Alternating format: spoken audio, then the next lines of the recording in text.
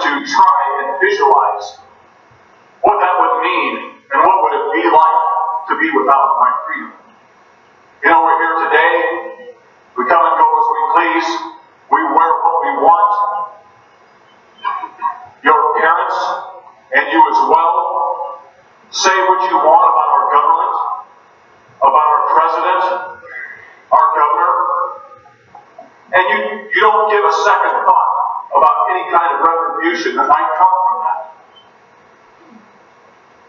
Well, it hasn't been too many years ago that we were in a Cold War with Russia, and we heard the stories that came out of Russia of those people that did not have freedom, and they were told where to be and when, what to wear and not, what they could and could not say, and to whom they could and could not say it. And we cannot imagine that. And I dare say there's probably not one of you here that has ever thought about what that would be like to experience what those people experienced because they did not have freedom. As the KGB, the elite force, came into their houses in the middle of the night, unannounced, uninvited, and would grab an uncle, a grandfather, a son, and drag him from that home down the stairs and never to be heard from again. We are blessed because we are free. We are blessed because we do not have to think about those kind of things. But ladies and gentlemen, that freedom does not come for free.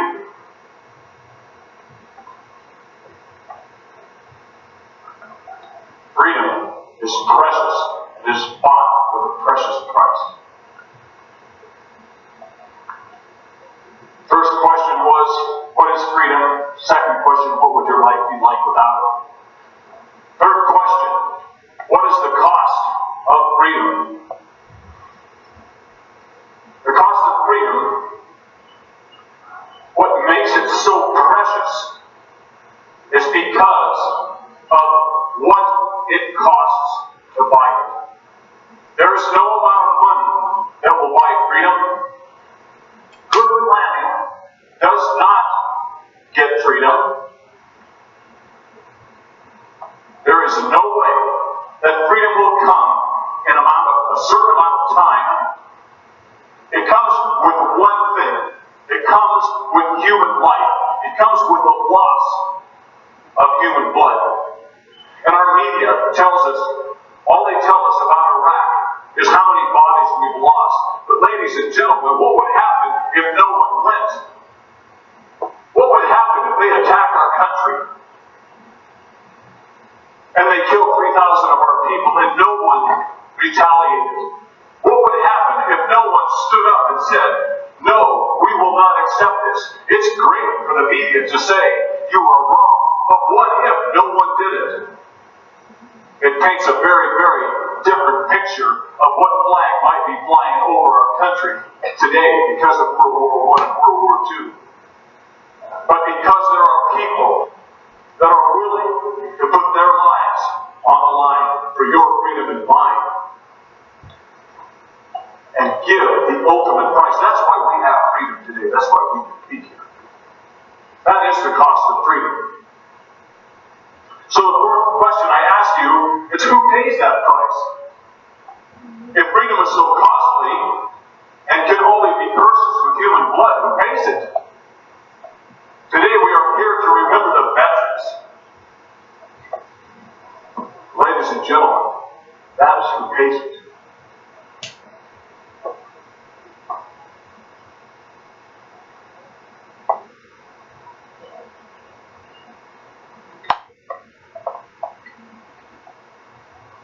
I would challenge each one of you,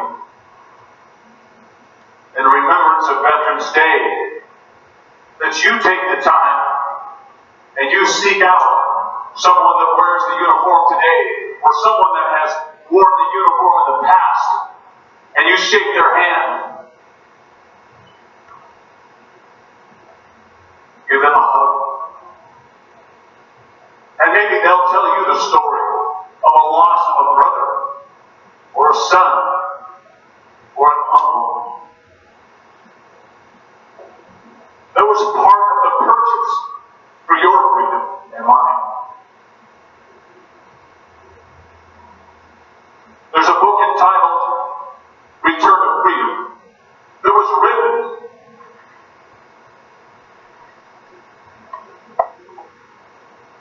by Lieutenant Colonel Sam Braccio, who was a graduate of Gonzaga University right here in Spokane. He was a pilot in World War II, and he was shot down over the Philippine Islands. And he was a prisoner of war in the island of Mindanao. And his book gives a very detailed account of what those people went through. I grew up hearing what the prisoners of war went through. You know, we hear the stories of what happened in Abu Ghraib, and no one is happy about that. But ladies and gentlemen, that was nothing compared to what's happened in the past to our soldiers, to the best of our forces. My dad told me the stories of our prisoners of war, those that were captured, our Americans, the best of the best. That the enemy would sharpen bamboo wedges and drive it between the nails and the flesh of their fingers. They would strap them by their thumbs from wires so their toes could barely touch the floor and leave them there for hours. They would sharpen a piece of bamboo and bury it in the ground and strap one of our people over it. Over a short period of time, the bamboo would grow through it. You say, hey man, don't be grossing me out. This is hard. Yes, it is. How could I possibly tell you about the price of freedom? How can I tell you what it costs if I don't tell you the truth about who paid it and what they paid? I will not water down the price of freedom, because that's what makes you understand why it's so valuable to you and to me. Colonel Sam Braccio told a story of the Bataan Death March, and if you have not heard of that, you need to go to the history books and find out the thousands of American prisoners of war that marched across the Philippines in plus 100-degree heat. They were malnutritioned, emaciated, they were dehydrated, they were abused,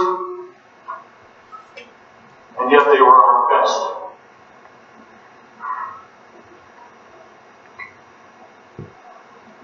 And he told a story that so moved me, I will tell you. During the Bataan Death March, as they marched the length of these islands, one of our young men that had put himself in a position to say, I will stand for your freedom, I will stand for the nation,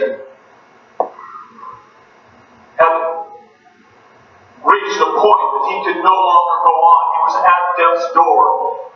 And because of this condition of weakness, fell out alongside. And one of the guards reached into the line and grabbed one of his fellow comrades, one of his fellow soldiers, another of the best of America, and pulled him out of line, and from somewhere produced a shovel and handed him this shovel. And then he took his bayonet and put it in this young man's throat and commanded him to dig the grave for this fallen soldier. And although he was not dead, he forced his buddy to dig this grave. And when the guard decided that the hole was deep enough, he took this fallen comrade and kicked his body into this grave, and with an increased pressure on the neck of his buddy, commanded him to cover him over even though he still lived. And one shovelful after another forced to cover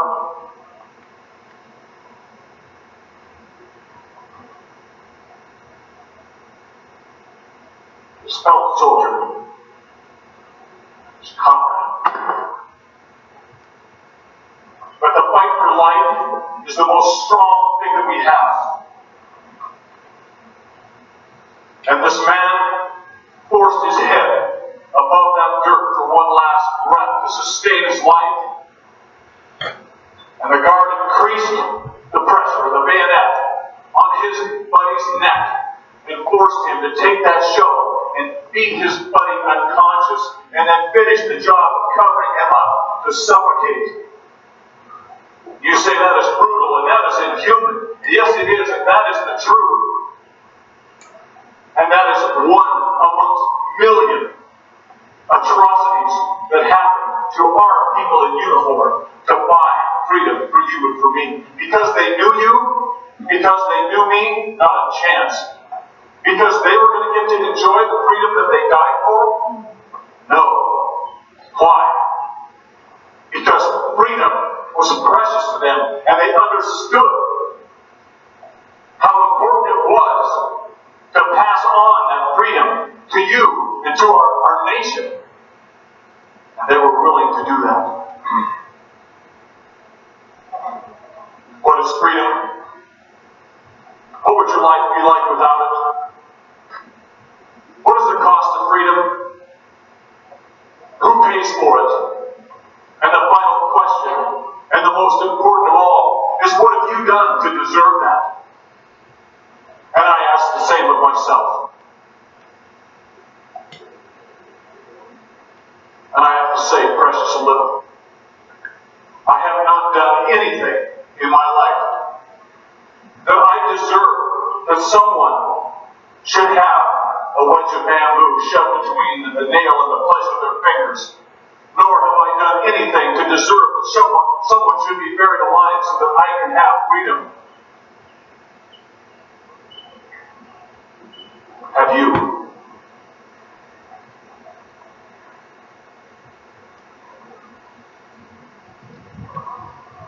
This Veterans Day,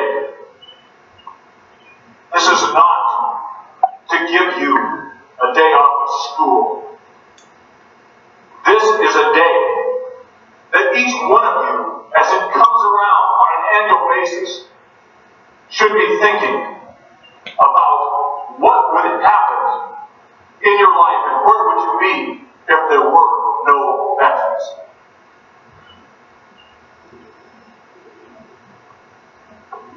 Ladies and gentlemen, you are not that far away from making these decisions. You are the future of our country. And at some point you must ask yourself that the freedom that you live in, the freedom that you've been born into in the greatest nation in the world, the freedom that you live in today, what's it worth to you? If you are called upon to pass that freedom on to the next generation, where will you be? What stand will you take?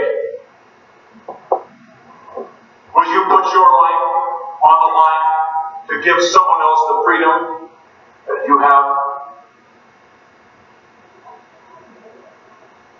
I leave that challenge with you on Veterans Day, and I will hope and pray that from the time that you and I have got to spend together today, that never again is Veterans Day the same for you, and never again will your life be the same when you think about freedom and when you see the colors of the United States of America fly. I am honored to be here. I thank you for listening. And to each one of you, say God bless you and God bless America. Thank you.